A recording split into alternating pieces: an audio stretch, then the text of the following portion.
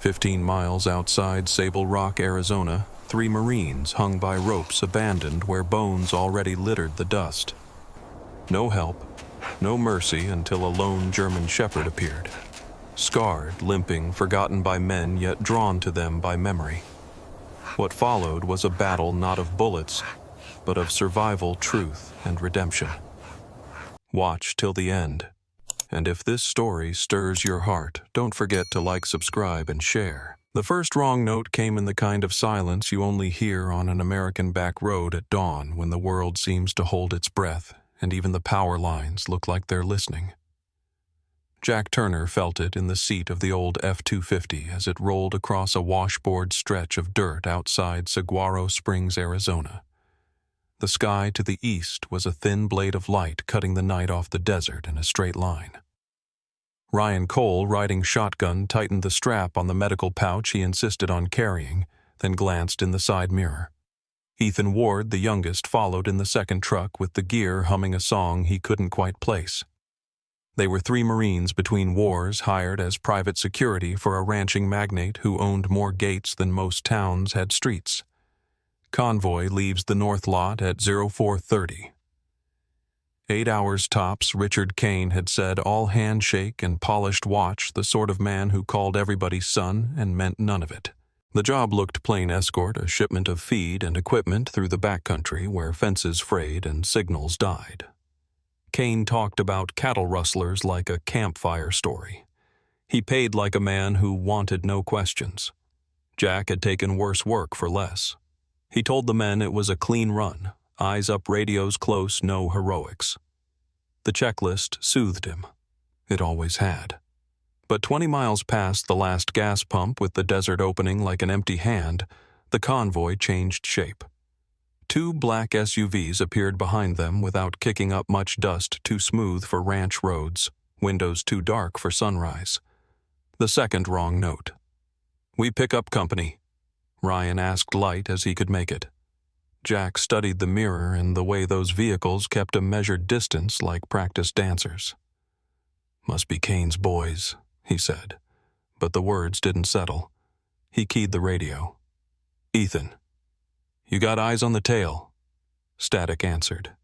Then Ethan's voice, young but steady. "Copy. 2 SUVs.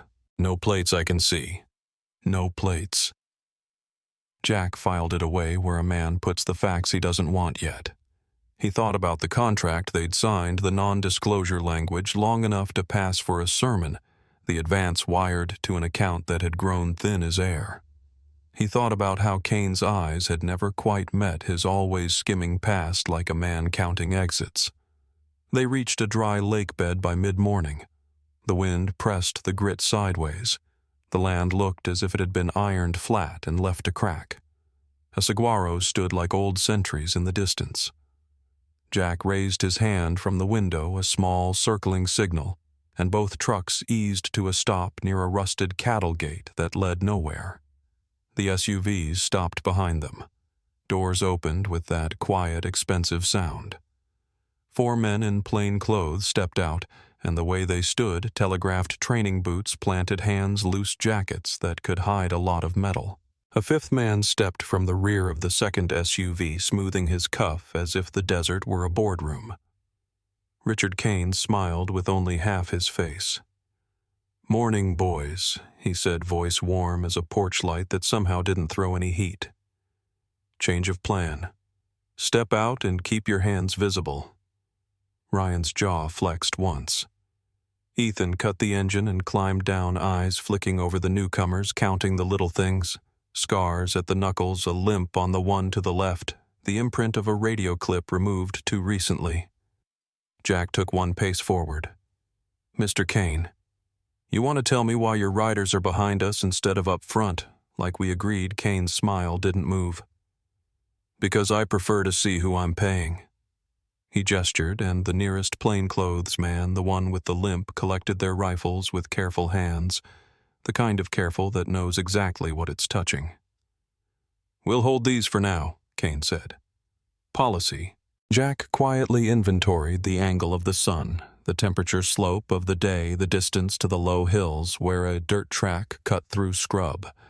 He didn't like the taste in his mouth. It felt like tin. Our contract was drawn up by my attorney Kane Cut in that porchlight tone cooling, and it states you retain no documentation while working. That includes radios and identification. He nodded again. Two men moved fast, efficient silent. Ryan's radio was unclipped, then Ethan's. Hands went to pockets, belt pouches, glove compartments. When the man with the limp reached for Jack's chest, Jack stepped back once out of habit, then stilled. The dog tags were warm against his skin. He felt the familiar edges under his shirt, the weight of years like a coin you never spend. The plainclothes man lifted the chain eyes sliding as if it embarrassed him. "No need for those anymore," Kane said softly. "Can't have accidents on my land traced to my door." The chain left Jack's neck with a small click, a sound no one but him could hear. Ryan's hand twitched a muscle memory toward a pistol already taken. Ethan swallowed Adam's apple, rising, then set his shoulders like he'd learned to do when standing for inspection. Jack looked at Kane and understood the shape of the day. The rancher wasn't afraid of rustlers. He was afraid of witnesses. The cargo wasn't feed. It was a cover. He thought about the way the shipping manifests had been too clean, the line items too neat, the route deliberately bent to pass through dead zones. A plan doesn't feel like a plan until you see the edges. "You could have just told us the job was off," Ryan said, voice polite enough to slice. No son Kane replied, and the word son landed like an insult dressed as affection. "I can't have you walking around with questions. Questions collect like dust and turn into footprints." He nodded once more, and the jackets opened in a ripple that showed metal and matte polymer, and the attempt to look casual failing at the hips. "Wrists," the limp man said, almost gentle. "Zip ties," whispered. Ethan looked at Jack, not afraid so much as searching for the anchor in the older man's eyes. Jack gave him the smallest nod he had, the one that meant stay inside your breath. He offered his wrists. Ryan did the same jaw set. The sun had climbed while they talked. It worked its way down between shoulder blades and into the skull as if it could read all their thoughts. Kane took one last inventory of their possessions piled on the tailgate. Dog tags, wallets with IDs removed and tossed into a canvas bag, radios, even a folded photo that had ridden in Ryan's breast pocket, its white margin curled from years of being unfolded and refolded. The plainclothes man picked it up and looked away quickly, then slid it into another bag without comment. He was efficient, but not cruel. That almost made it worse. "We'll take a short walk," Kane said, turning toward the SUVs. "Just far enough. None of this looks like my problem." The limp man's hand found Jack's elbow. Light pressure, not a shove. Jack didn't resist. Ethan's boots scuffed the powder-dry earth. Ryan measured his steps to keep pace with the men flanking him. They marched away from the trucks across the empty lakebed, where the ground had split into a map of old rivers long since gone. The heat rose in ripples, bending the world at the edges. They walked past a splay of animal bones bleached to ivory, delicate and wrong out here, like someone had dropped a dresser's contents in the dirt. Jack cataloged everything the way a man does when he knows his memory may become the only record. Kane talked as they went, making it sound like a courtesy call. He spoke about liability, about loyalty, about how men who take money sometimes forget who they work for. He never mentioned law. "You served," Kane said at one point, as if complimenting their posture. "I respect that.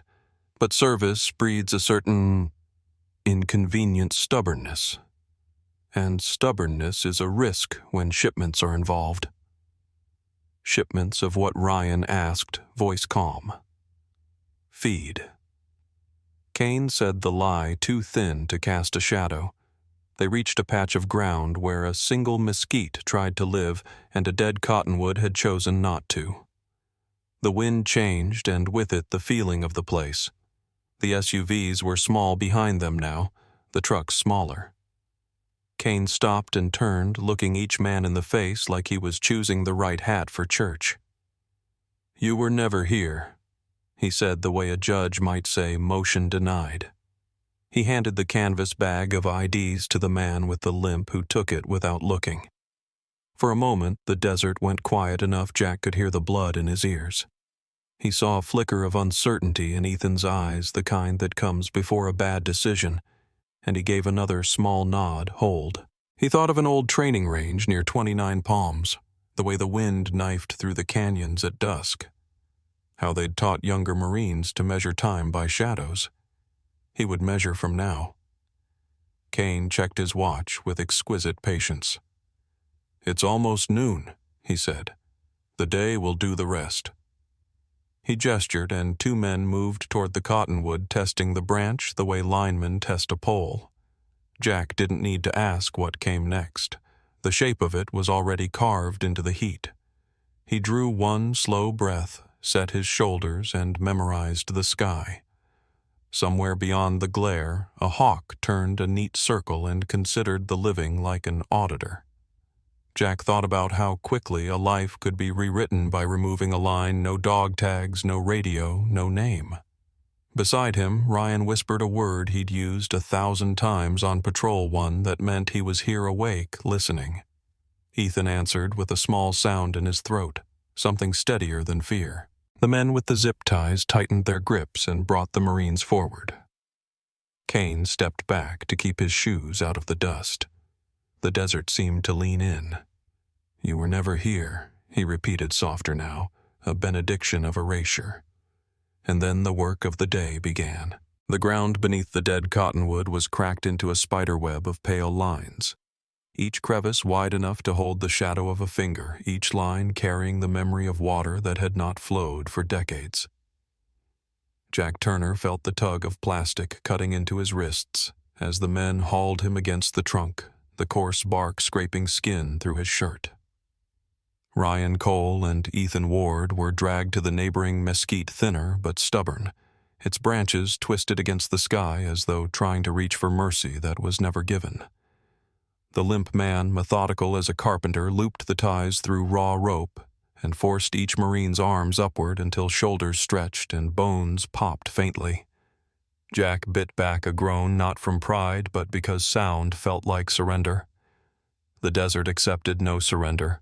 It accepted only silence. Richard Kane did not handle the ropes himself. He stood a few paces back. His polished shoes unsoiled his cuff, catching the noon glare, and watched as if appraising cattle at an auction. His voice carried without strain.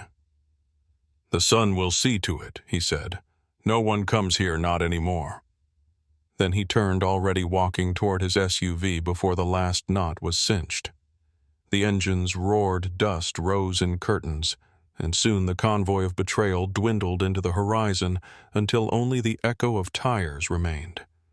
The men left behind sagged into the ropes, each breath harder than the last. Jack flexed his fingers, or tried to, and felt the circulation dim. Ryan's lips parted with a hiss as he adjusted his weight against the post.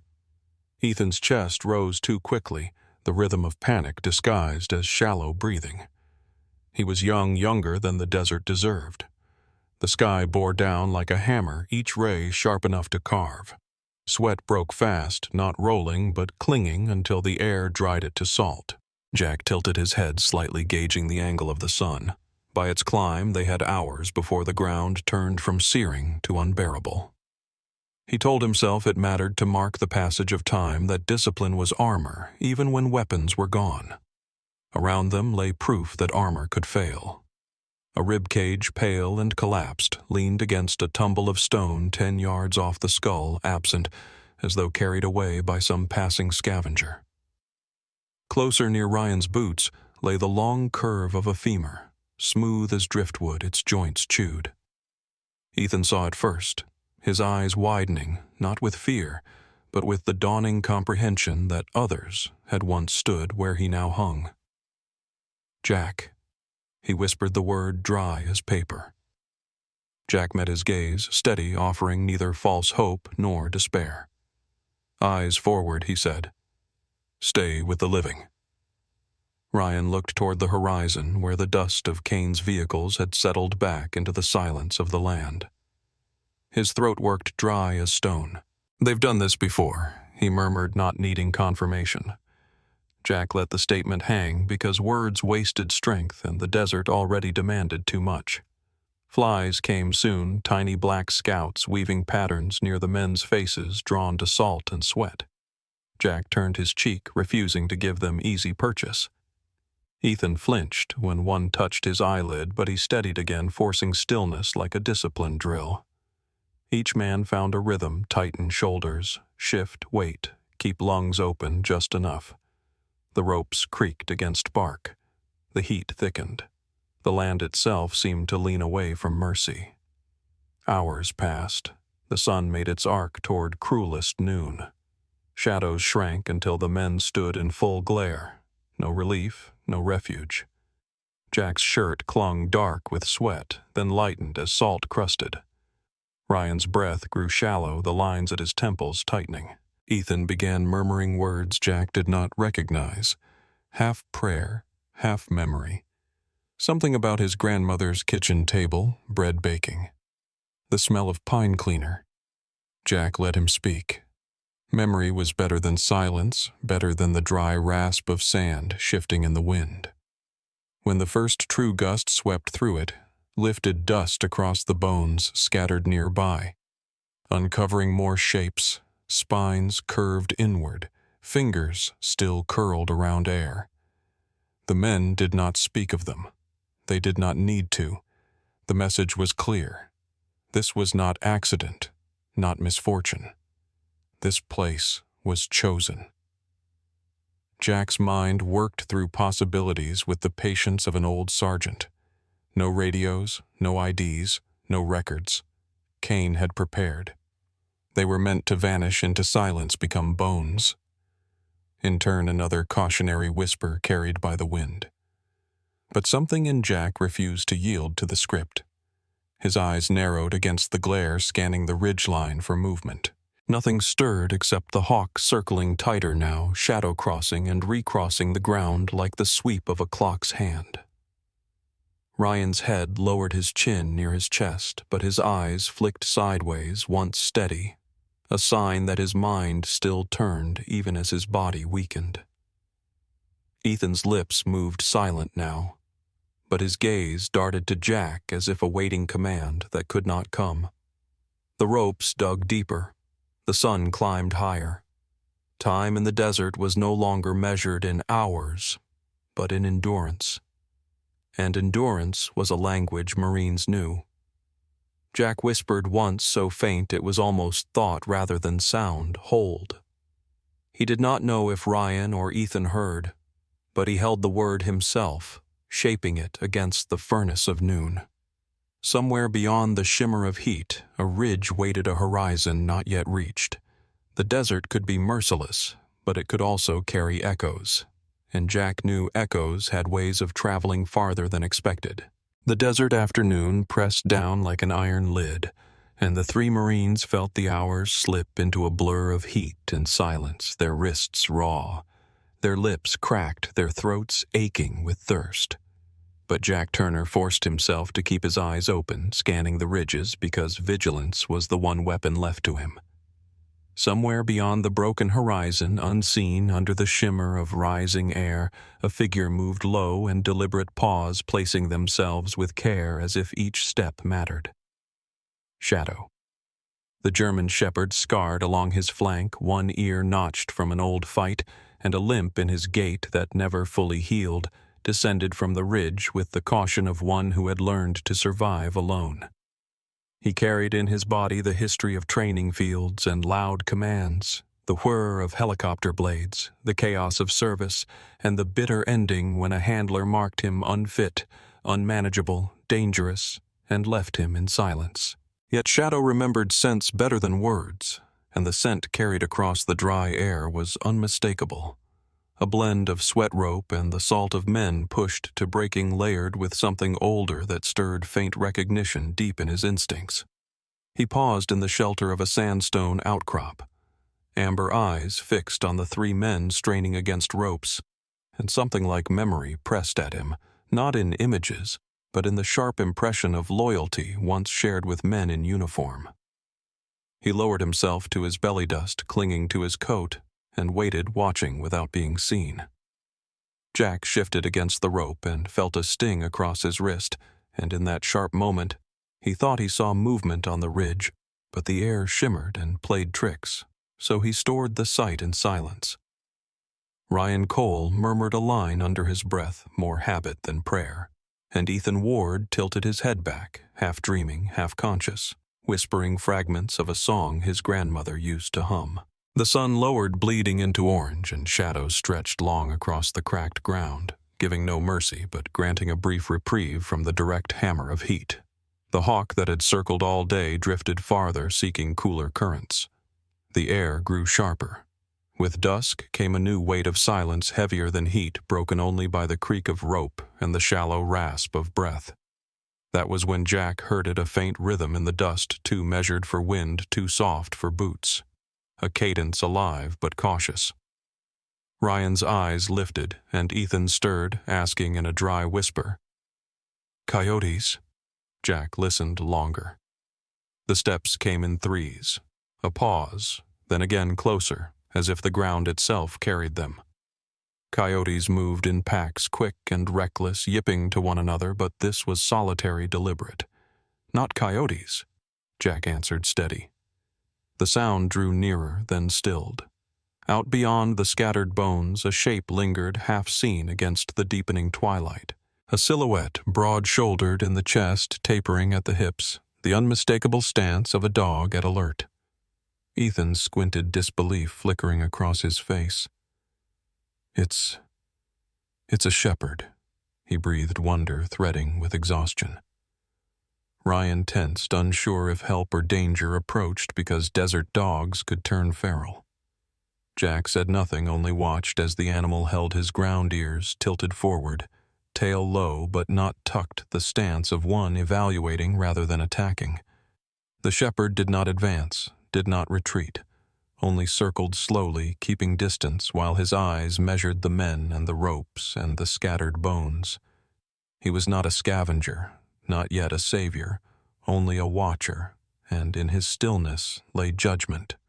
Night fell, full stars etching themselves across a sky so vast it pressed the men smaller against the earth. Cold rushed in sudden, merciless as the heat had been. The ropes stiffened with dew. Ethan shivered, teeth chattering against exhaustion, and the sound carried into the quiet. From the dark, a soft crunch answered the shepherd, shifting closer. Paws pressing into the brittle crust of dust. Jack felt the weight of eyes on them, a gaze not hostile, but testing, as though the animal measured whether they belonged to life or death. Ryan whispered, "He's waiting," and the truth of it sank into each of them. The shepherd prowled the perimeter through the night every few minutes, stopping, sniffing the air, ears turning with invisible signals. Each time he drew near, the men caught the scent of dust mixed with old wounds, a musk of survival. Each time he withdrew, the silence returned heavier. When Ethan began murmuring in fevered half-sleep, Shadow drew closer, still close enough that the boy's whisper brushed his ears. The shepherd huffed once, a sound between a sigh and a warning, then retreated to the shadows again. Jack closed his eyes, and in the haze of pain he remembered patrols in a different desert years earlier, where dogs worked beside them, noses guiding men through danger. The memory flickered and merged with the present, and for the first time since Cain's betrayal, he felt something that was not despair. The night stretched long, broken only by the rhythm of steps and the distant cry of a lone coyote far off the basin. The shepherd never left, never fully approached a sentinel etched in motion. When dawn threatened the edge of the world with pale silver, Shadow lowered himself onto a ridge of stone, head on pause, eyes still open. The men beneath the cottonwood endured rope-cutting bones, aching, but in the silent company of the scarred dog they were no longer entirely alone. The night deepened and the stars sharpened into cold points above the basin, while the three Marines shifted against their rope's shoulders, aching skin chilled by the sudden drop in temperature. The silence was thick, broken only by the scrape of rope against bark and the distant cry of a night bird. Shadow lingered at the edge of sight, his form a darker shape against darkness, his eyes catching faint starlight like embers refusing to die. Jack Turner kept himself awake by counting breaths, measuring each one as if rationing time, while Ryan Cole swayed in exhaustion, his mind retreating into fragments of memory. And Ethan Ward, the youngest, slipped between consciousness and fever. Ethan's head rolled forward and then back, his lips moving without sound, until finally a whisper escaped, thin and cracked but shaped like words reaching into the quiet. He whispered, "Come here, boy," not in command, but in plea, the tone carrying something softer than desperation, something closer to trust. The sound drifted across the dust and Shadow's ears flicked. For a long moment the dog did not move, only listened, but the cadence of that voice stirred something older, a faint echo of handlers, past men who once spoke to him not as tool but as companion. Slowly, deliberately, Shadow rose from the ground, his limp visible in the measured rhythm of his gait, and padded forward. His paws pressed the crust of earth, leaving tracks that shone silver under the faint starlight. He circled once, then again, drawing closer each time, until at last he stood within reach of Ethan's boots. Ethan, half lost in fever, lowered his gaze and saw the shape before him solid and silent, and for a moment he thought it a vision. He whispered again, weaker now, "Stay with us," and Shadow lowered his head, pressing his nose against the worn leather of Ethan's boot, a touch that was neither threat nor hunger, but acknowledgement. Jack saw the motion from the corner of his eye and held still, afraid that any sudden breath would drive the animal away. Ryan stirred his lips, parting to speak, but Jack shook his head once, silencing him. The night held that fragile moment, the boy's whisper, the dog's touch, the silent witness of men who understood what presence meant. Shadow lifted his head and studied them, then turned, walking a slow circle, each step precise. He returned twice more, brushing against Ethan's boot with the same deliberate nudge, then retreated into the shadows, not vanishing but keeping distance. The men held the memory of that contact as if it were water. Hours dragged. The stars shifted their pattern, wheeling overhead in silence. Jack fought sleep with the discipline of years, but even he dozed for seconds at a time, jerking awake when his knees buckled. Ryan muttered in fragments numbers and names without order, his breath shallow. Ethan remained quiet after that first whisper, but his eyes opened from time to time, always seeking the shape in the dark. Near dawn, the chill sharpened further, the kind that makes even rope feel like ice against skin. Shadow moved along the ridge once more, his silhouette framed against the paling sky. He did not come closer this time. Instead, he stood still, head lifted, as though reading scents the men could never detect. The wind shifted, carrying with it the faint trace of vehicle oil, the lingering echo of Kane's departing SUVs, and Shadow's body tensed. He turned his head toward the east, ears pricked, then back toward the men, his gaze steady as if weighing choice. Jack saw it and understood without words the dog was deciding.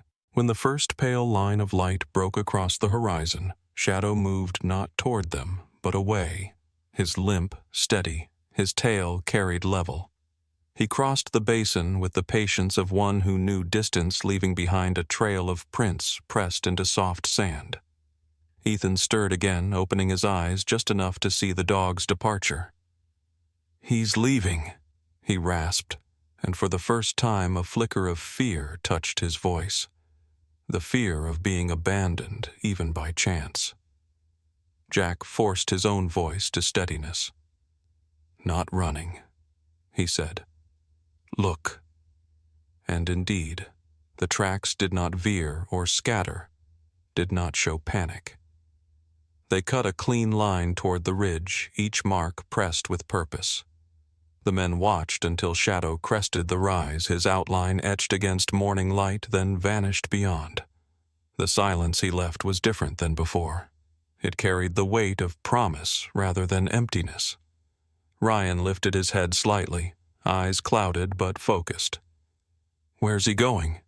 Jack did not answer. He only shifted his weight against the ropes, feeling the bite in his wrists, and fixed his gaze on the tracks that pointed east. Somewhere beyond that ridge lay something more than bones, something more than silence. Shadow had chosen a direction, and Jack felt the faint stir of hope take root, fragile but alive. The desert did not often grant second chances, but it had granted a witness, and that witness had left with intent. Shadow's tracks led him across the basin, over the ridge, and into the wide backcountry where the desert began to soften into ranch land. The air carried the faint tang of hay mixed with machine oil, the kind of smell that clung to fences and barns. He moved carefully, his limp slowing him but not stopping him, his head low to read scents only he could understand. He crossed a dry wash littered with shale, leaving spots of blood where his pads tore, but he pressed on, drawn by something older than instinct, something shaped by memory of men who had once spoken to him with steadiness in their voices. The land changed as dawn pushed higher. Fence posts appeared, some leaning, some upright, strung with wire that had weathered 1,000 summers. A windmill creaked slowly against the pale sky, and a ranch house squatted low to the ground, its porch shaded by a tin roof patched with rust. Horses shifted in a corral, lifting their heads when the dog appeared, ears pricked, uncertain. The man who owned that land stepped out onto the porch with a mug in his hand and weariness in his shoulders. Daniel Hayes was tall but spare, his frame carved by years of hard work, his face lined not just by the sun, but by guilt that never let him go. His left hand trembled slightly as he raised the mug, a tremor born not of age but of memory. He had worn the uniform once like the men now hanging in the desert without his knowledge, and his last tour had ended with a mistake measured in minutes. He had arrived 15 minutes too late to a rendezvous in Afghanistan, his convoy delayed by a broken axle, and in that quarter of an hour a squad mate had died in his arms, a young man who had trusted him. The weight of that delay had never left him carved into his days like a scar. Daniel set his mug on the railing and squinted at the figure moving along the fence line. At first glance, it was just another stray dog, one of the many that wandered in from the desert looking for scraps. His hand went to the rifle propped against the wall, a movement as natural as breathing. He lifted it, sighting down the barrel at the animal. Shadow froze, head lifted, amber eyes locked on the man. The rifle's weight was familiar in Daniel's hands, but something about the way the dog stood stopped him from pulling the trigger. This was no ordinary stray. The dog carried himself differently, his chest broad, his tail low but steady, his gaze unwavering. Then Daniel saw it, a scar running along the flank, pale against the darker fur, curved in the way, only shrapnel or sharp metal left behind. He had seen marks like that on dogs trained for war dogs, who had leapt into places men could not reach, dogs who had borne the brunt of violence without complaint. Daniel lowered the rifle slightly, his eyes narrowing. The dog did not bolt, did not bare teeth. He only stood watching as if waiting for a verdict. Daniel stepped off the porch boots, crunching against gravel, and closed the distance to the fence. Up close, the dog looked rougher still, fur matted with dust, paw bleeding from the shale, one ear notched as though bitten years ago. Yet in those eyes there was no wild hunger, only sharp recognition, as if the animal weighed Daniel in the same way Daniel weighed him. "Where did you come from?" Daniel muttered, his voice low but steady. Shadow responded not with a bark, but with a single slow step forward, pressing against the wire as though urging him to follow. Daniel studied the scar again.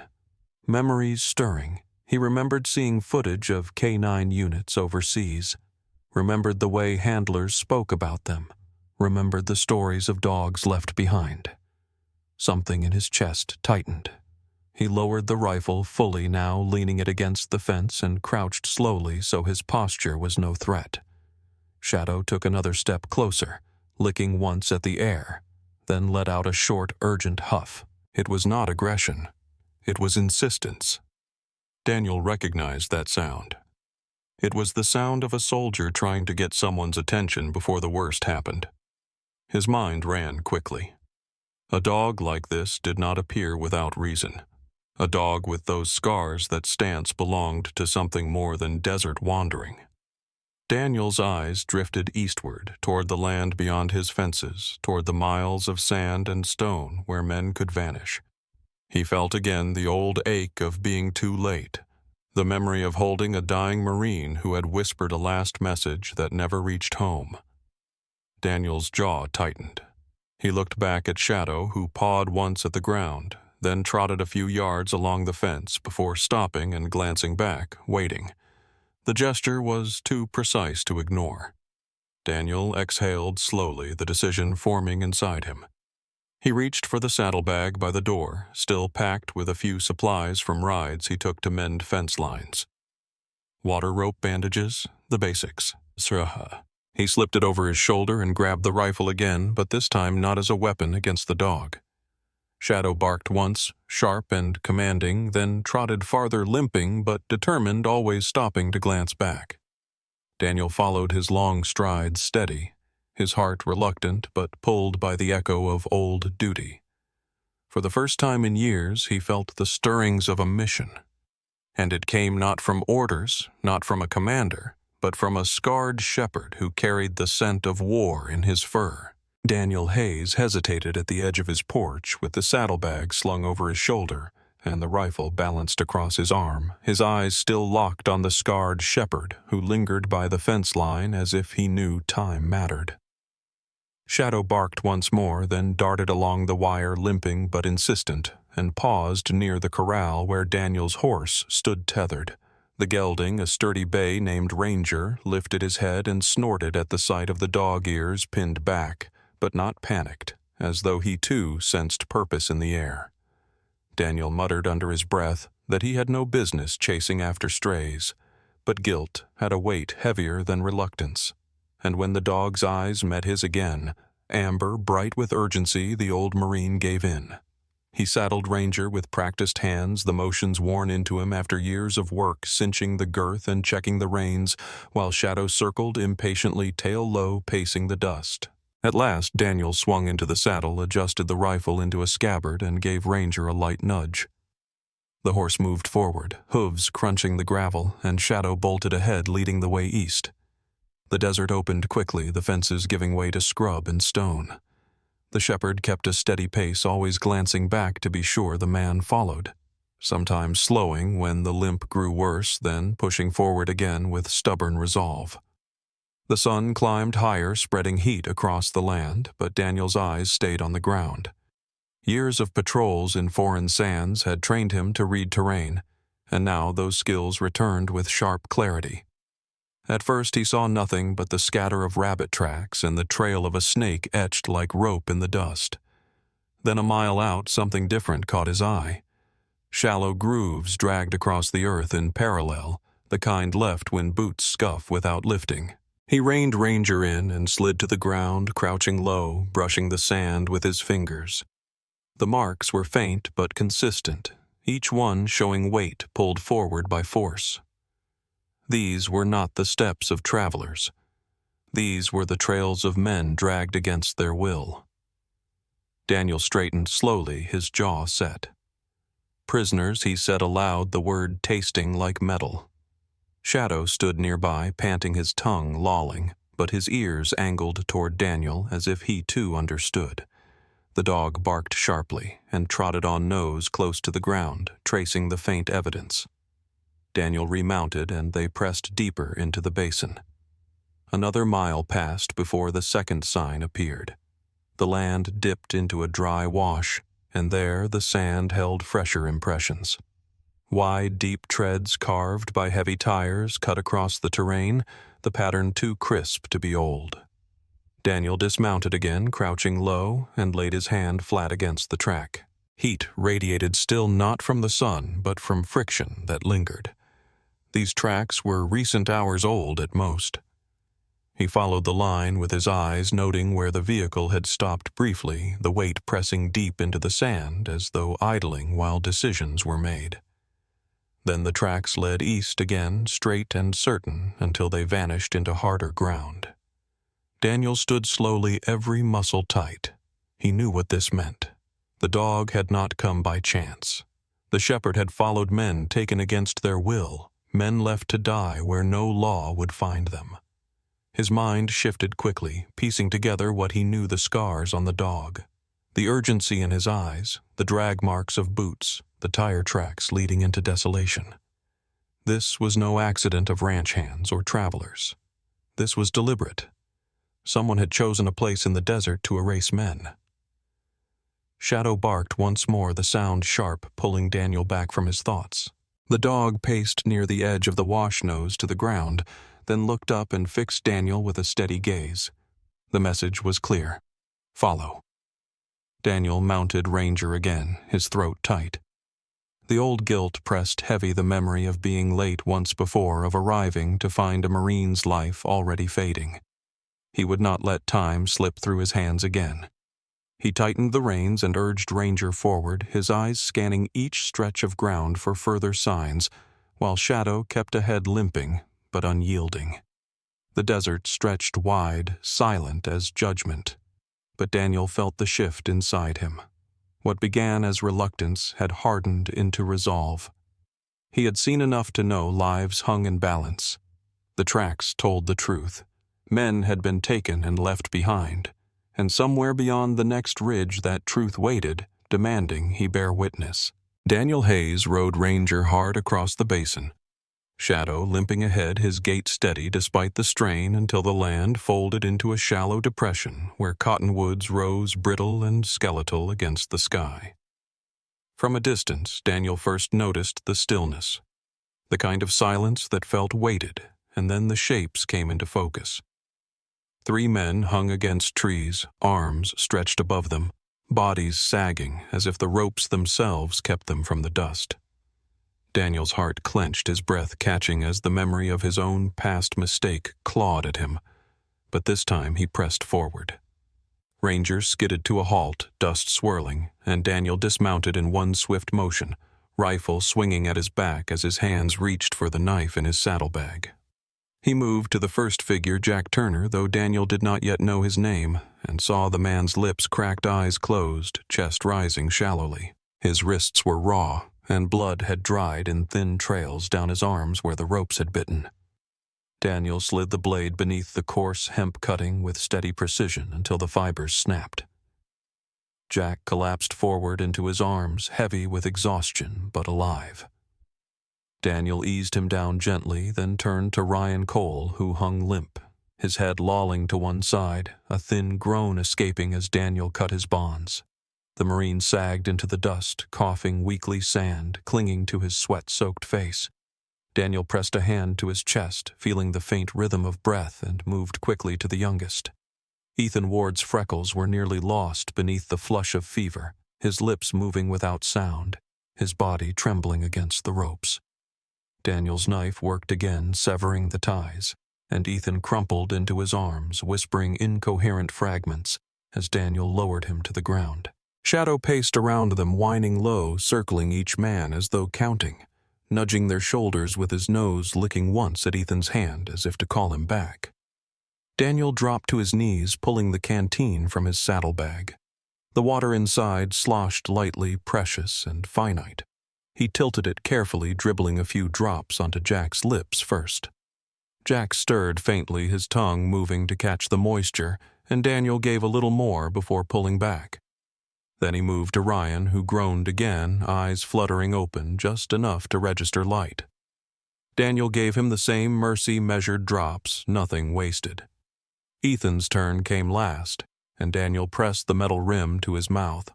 The boy swallowed greedily at first, then coughed, sputtering, but the water reached him. Daniel wiped his chin with the back of his hand, his movements both rough and gentle, the way a man handles something fragile but unbreakable. Easy. Daniel said quietly, his voice low, steady. "You're safe for now."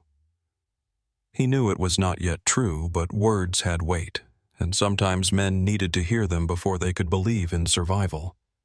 Jack's eyes cracked open, unfocused but searching, and landed on Daniel.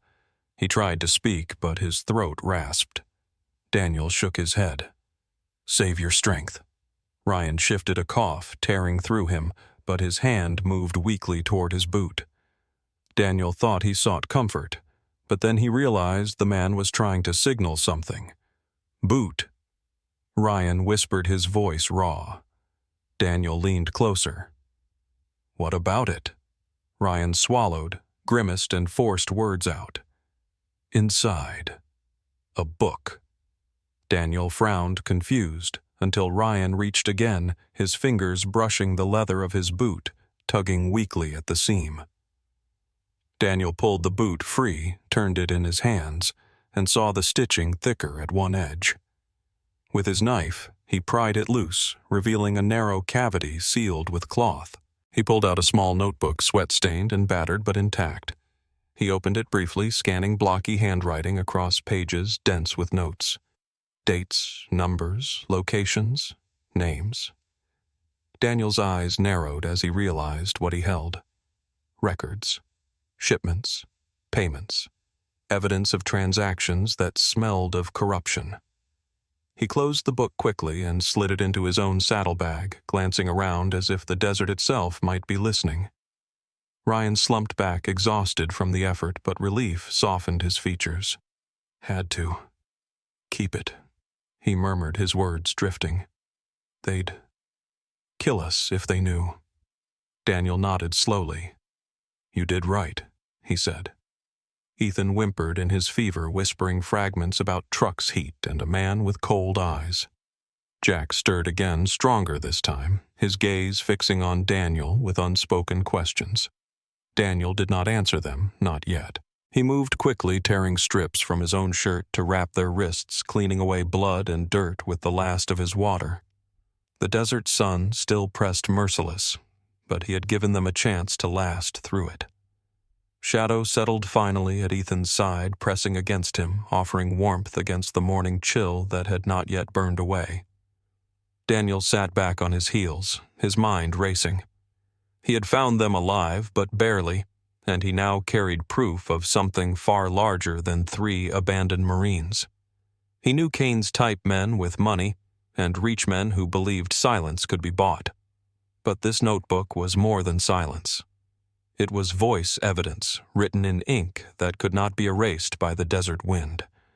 Daniel's jaw tightened. The guilt he had carried for years felt heavier now, but also sharper, a reminder that being late once did not have to mean being late forever. He would not fail these men. He looked out across the horizon where the sun climbed mercilessly, and he felt the press of time. The desert gave little mercy, but he had bought them hours. Now he had to buy them more. Daniel Hayes sat in the meager shade of the cottonwood, the 3 rescued Marines lying close together on the ground, their breathing shallow but steadier than before. Shadow paced around them, pausing often to sniff the air, ears alert as though he sensed danger beyond the horizon. Daniel's hands trembled slightly as he opened the battered notebook he had taken from Ryan's boot. He flipped through the pages slowly, each one filled with tight block letters and numbers scrawled without pause.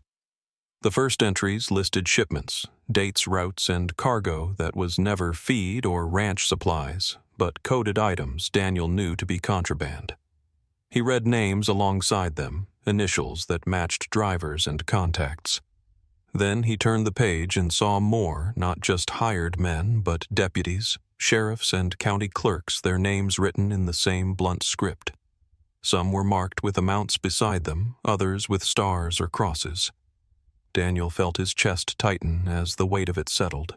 He understood now why Kane had been so calm, why he had spoken with the arrogance of a man untouchable. The law itself was written into these pages not as protectors, but as partners. Daniel shut the book quickly, sliding it back into his saddlebag, and looked at the men sprawled in the dust. They had risked everything to preserve it. and he knew why this book was not just evidence, it was survival. He heard the distant groan of Ranger shifting his hooves and lifted his head at the faint crunch of tires. Dust rose at the edge of the basin, and Daniel reached for his rifle heart, tightening until he recognized the vehicle's silhouette. A dented pickup rattled down the slope, its paint faded by sun, and behind the wheel sat a woman with auburn hair pulled into a braid. Anna Hayes, his younger sister, parked and leapt out, her medical bag slung across her shoulder. She hurried toward him with quick, precise steps, her face drawn tight with worry and resolve. "You called," she said simply. Daniel nodded and gestured to the 3 Marines. "They're alive, but barely." Anna knelt beside Jack first, her hands already working, checking pulse, listening to breath. She moved to Ryan, then Ethan, her gaze sharp, her touch steady. She pulled IV bags from her kit, improvising stands with strips of metal from her truck. Daniel watched as her movements slowed the chaos, creating a rhythm of care where there had been only desperation. "They'll hold for now," she murmured. Though her eyes carried the truth, it would be a fight. When she finally sat back on her heels, wiping sweat from her brow, Daniel handed her the notebook. "They risked everything to keep this," he said. Anna hesitated, then opened it. She scanned the pages quickly, her brows knitting as she read name after name. "Deputy Morgan," she muttered. "Sheriff Lane. Judge Pritchard." Her voice grew harder with each name, each line of proof that the very people sworn to protect had been bought and bent. She turned another page and suddenly stilled. Her eyes widened, her hand trembling as she traced a line scrawled in the margin. "Karen Holt," she whispered. Daniel frowned. "You know her?" Anna nodded slowly, her throat tight. "She was my roommate during nursing school. After we graduated, we both came out here. She took a job at one of Kane's clinics. She left after 2 months, said things weren't right, said she saw workers being treated worse than livestock. Then she disappeared. I searched, asked questions, but no one gave me answers. Her name is here." Her voice broke on the last word, a mix of relief and grief. Daniel closed his eyes briefly, absorbing the weight of her discovery. He had suspected corruption, but the truth had now cut into their own family's past, weaving their lives with the cruelty of Kane's reach. Anna snapped the notebook shut, her face set in steel. "We can't take this to the county sheriff. Half the names in here wear badges.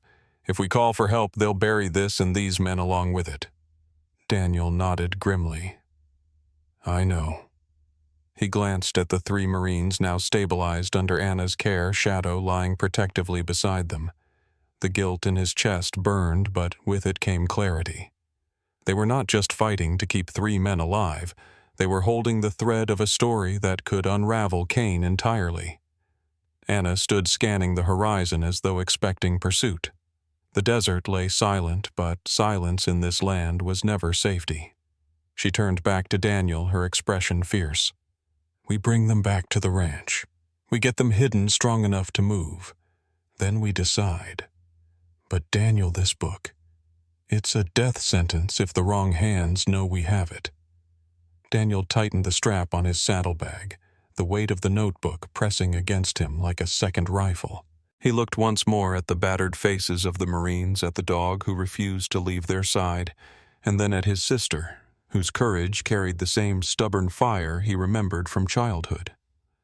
"Then we make sure it's the right hands," he said quietly. The desert wind shifted, carrying the scent of dust and something colder, as though the land itself understood the line had been drawn. The old chapel sat at the edge of town, its adobe walls cracked by time, its wooden cross leaning as though wearied by the years. The place had long been abandoned as a house of prayer, but on that night, lanterns glowed behind its dusty windows, carried by people who had lived too long in shadows. Daniel Hayes stood near the pulpit, his hat in his hands, while his sister Anna moved quietly among the gathered crowd, checking on the Marines who rested near the front pews, with Shadow stretched beside them like a sentinel. The people came in slowly, first in twos, then in small groups, ranch hands with dust on their boots, cannery workers with grease still staining their shirts, families who bore the lines of hard years etched into their faces.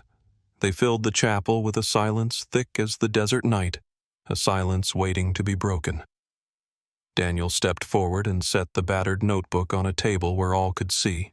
This he said, his voice low but firm as the truth. These men nearly died to protect. He opened the book, its pages curling with sweat and dust, and began reading names. At first, the crowd only listened. Then a murmur rose. A woman whispered, "That's my brother. He disappeared last year." Another man muttered, "I thought he moved to Texas." Daniel read further, the names flowing like stones thrown into still water, and with each ripple the silence cracked. The murmur grew into voices, overlapping voices, rising some, breaking into shouts. "That's my cousin's signature. He worked Kane's North Paddock. I asked about my uncle, and they said he drank himself to death." The chapel filled with anger, sorrow, disbelief, and then a heat that felt like the first spark of rebellion. Anna placed a calming hand on one man's shoulder, whispering for patience, but even her voice could not cool the fire spreading among them. People had lived too long in fear, too long under the shadow of Kane's power, and now they held proof that fear had been justified. The truth was no longer rumor. It was written in ink, undeniable. Daniel let them speak, let the anger rise, because he knew anger was the only language that could break years of silence. When the noise finally ebbed, an older man stepped forward from the back. His denim jacket was worn thin, his gait uneven, one arm marked by scars that told of burns long healed but never forgotten. His name was Miguel Reyes, once a groundskeeper at Kane's estate until he was dismissed after asking too many questions about a missing worker. His eyes were clouded but steady as he looked at Daniel, then at the crowd. From his pocket he drew a ring of keys, the metal dull with rust, and held them up so that the lantern light caught them. "I still have these," he said quietly. "They opened the south storage at Kane's ranch. I remember where they kept the records, boxes of files, ledgers he never meant anyone to see." The crowd hushed, the sound of keys jangling louder than any shout. Daniel stepped forward, taking them carefully from Miguel's hand, feeling the weight not just of metal, but of trust. With these, Miguel continued, his voice steadier. "Now you'll find more than names. You'll find the proof no judge can ignore, not even the ones he pays." Anna's eyes met her brother's across the room, her expression fierce. "Then we go," she said simply. Shadow stirred at her voice, ears pricking as though sensing the shift from anger to action. The Marines, though weak, raised their heads at the mention of proof. Jack Turner's voice was hoarse but steady. "Don't wait too long," he rasped. "The longer he has, the tighter his grip." Daniel nodded, pocketing the keys. He looked out over the faces of the townspeople, men and women who had labored under silence, who had buried questions along with their missing, and saw not fear, but resolve. The chapel walls seemed to lean closer, holding the heat of their shared defiance. Outside, the desert wind picked up, rattling the wooden shutters, carrying dust like the whisper of something coming. The storm they had feared for years was no longer on the horizon. It had entered the room.